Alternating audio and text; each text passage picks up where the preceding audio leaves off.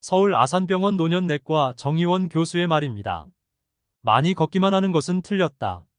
아니, 매일 걷기가 중요하다고 해서 맨날 걸었는데. 그러면 걷지 말라고요? 이에 정의원 교수는 말합니다. 자신의 몸 상태나 관절 기능이 담보되지 않은 상태에서 무작정 걷기만 하는 것은 틀렸다. 나이와 몸 상태에 맞는 근력 운동은 필수다. 그리고 우리 몸이 보내는 통증 신호에 집중해야 한다. 나이 드신 분들일수록 매번 운동할 때마다 집중하셔라. 무릎이나 골반이 찝혀 통증이 있지는 않은지, 몇 분이나 얼마나 걸어야 통증이 발생하는지, 생활에 무리 없이 운동할 수 있는 강도는 어느 정도일지, 본인의 몸은 본인이 체크하셔야 합니다. 그리고 무작정 걷기만 하는 것보다는 단 5분이라도 근력 운동을 먼저 해주셔서 쓰임새 있는 핵심 근육들의 신경이 깨어날 수 있도록, 그래서 걷거나 뛰어도 엉덩이 근육, 뒷다리 근육 등 관절과 허리를 보호해주는 근육들이 쓰일 수 있도록 해주셔야 합니다. 무작정 오래 걷기만 하는 것은 나이 드신 분들에게는 일종의 자학이 될 수도 있습니다. 근력 운동의 중요성에 대해서는 저희 비만 구조대에서 입이 닳도록 전하는 핵심 내용이죠. 그러나 김주환 교수는 말합니다. 체중을 줄이려면 무조건 운동해야 된다. 아프지 않고 장수하려면 운동이 제일이다. 많이 먹어도 운동만 하면 된다. 과연 그것만이 정답일까요? 우리가 운동을 해야 되는 이유는 단순히 살을 빼기 위해서만이 아닙니다. 그리고 운동만 한다고 살이 빠지는 것도 아니라죠. 내 신체 조건에 맞게 하는 방법이 따로 있답니다. 건강하게 살기 위해서 지켜야 할 3가지. 잘 자고 잘 먹고 운동하기. 지난 편에 이어서 마지막 편, 운동하기입니다. 한 정신과 교수님의 발표한 자료에 의하면 운동은 정신 건강과 밀접한 관계가 있다 합니다. 인간의 뇌는 생각을 하는 기관만이 아니라 움직이기 위한 근육의 연장이라고 합니다. 식물에게는 없는, 동물에게만 있는 기능으로 먹이를 잡거나 위험을 피할 수 있는 움직이는 기능입니다. 움직일 때 기왕이면 에너지를 효과적으로 쓰기 위해 뇌가 발달되는 겁니다.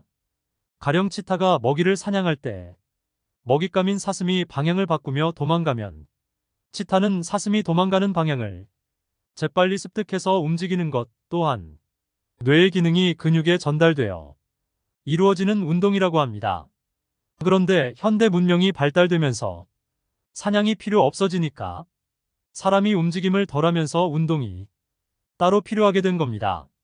사람의 뇌는 신체의 40분의 1이지만 필요한 혈액의 양은 전체의 4분의 1이 필요하답니다. 많은 산소와 영양분을 공급받기 위해서랍니다.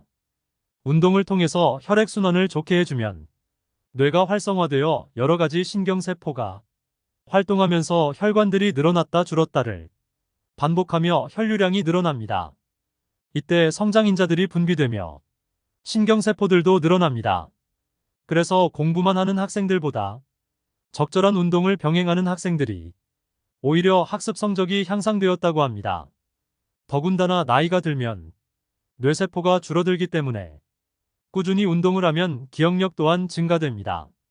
특히 내 맘대로 조절이 안 되는 자율신경계를 안정화시켜 과민성 대장 증세 완화, 공황장애, 우울증 등에 도움을 줍니다. 결국 운동은 뇌의 기능을 더욱 활성화하는데 필수적인 요인이라는 겁니다. 그런데 말입니다.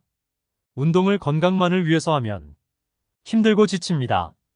그러기보다는 나에게 맞는 재밌는 운동을 하는 게 좋습니다. 의무적으로 하기보다는 운동 후의 생각의 명료함, 정신의 맑음, 힘듦을 극복한 나 자신의 뿌듯함, 그런 명분을 찾으면 좀 더 꾸준히 할 수 있지 않을까요? 운동은 무엇보다도 습관적으로, 짧게 자주 일정하게 규칙적으로 하는 게 운동에서 제일 중요하다고 합니다. 그럼 어떤 운동을 하는 게 좋을까요? 그래서 혼자 하는 운동도 좋지만 함께 하는 운동, 탁구, 테니스 등을 병행하면 훨씬 재미있지 않을까요? 운동은 유산소 운동, 무산소 운동으로 나누어지는데 균형 있게 하는 게 중요합니다. 하지만 바쁜 현대인들은 잘 알면서도 운동을 하지 못하는 게 현실입니다. 그래서 운동의 효능을 최대한 높이기 위해서 요즘 운동 좀 한다는 분들이 즐겨하는, 시간을 절약하면서 운동의 효과를 상승시키는 존투 운동을 알려드립니다.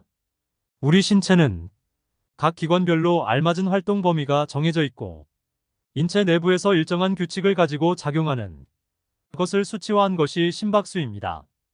우리가 운동을 하면 산소가 소모되면서 심박수가 변화하는데 이 심박수 구간을 5구간으로 나누어서 운동 목적에 따라 적정 심박수 구간에서 운동을 하면 좀 더 안전하게 효율성을 높인다는 이론입니다.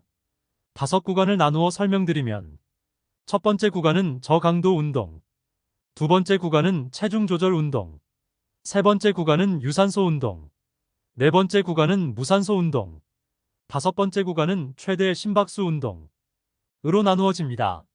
사람마다 조금은 다르지만 최대 심박수 220에서 자신의 나이를 뺀 뒤 그 값에서 70% 정도 수치, 두 번째 심박수 구간, 즉 존투 구간에서 운동하면 숨이 차거나 부담스럽지 않으면서 지방세포를 에너지로 가져다 쓸 수 있는 효율이 높은 운동이 될 수 있고 마음의 평안까지 기대할 수 있다고 합니다. 너무 복잡하게 생각하지 마시고요. 쉽게 말씀드리자면 대화하기엔 버거울 정도의 심장박동수를 유지하며 운동하는 것이라고 말할 수 있겠습니다. 우리가 작심삼일이라고 하루 이틀 너무 무리하게 운동하고 곧 지쳐서 며칠 쉬고 포기하는 그런 운동하지 마시고요. 이 심박수를 유지하면서 30분에서 40분 정도 유산소 운동을 하시면 오랫동안 꾸준히 지속할 수 있어 좋습니다. 그럼 내가 존투 구간에서 운동하는지 알아보는 게 중요하겠죠? 물론 스마트워치가 있으면 좋겠지만 간단하게 알 수 있는 방법을 말씀드릴게요. 운동하는 중에 힘이 들면 입으로도 호흡해야 되는데 코로만으로도 숨을 쉴 수 있고 옆 사람과 대화를 편하지는 않지만 그래도 이어나갈 수 있는 상태. 이 상태를 잘 기억하시고 처음에는 빨리 걷거나 가볍게 뛰거나 하시면서 본인의 감각을 익히는 게 중요합니다. 무조건 고통스러워야 운동이 된다는 생각은 버리시고 오늘도 내일도 편하게 할 수 있는 운동으로 꾸준히만 하시면 머지않아 달라진 내 모습에 만족하실 겁니다. 무엇보다 운동은 꾸준히 하는 게 제일 중요합니다. 오늘의 결론은요. 무작정 걷기만 하는 것은 틀렸다. 근력 운동, 통증 신호, 나의 심박수 등을 알고서 똑똑하게 운동하자. 나이 드신 분들일수록 관절과 인대, 그리고 시간까지 너무 소중합니다. 비만 구조대는 앞으로도 우리가 살아가면서 간과할 수 있는 건강에 대한 상식을 알려드리고자 합니다. 오늘도 영상 끝까지 시청해주셔서 감사합니다.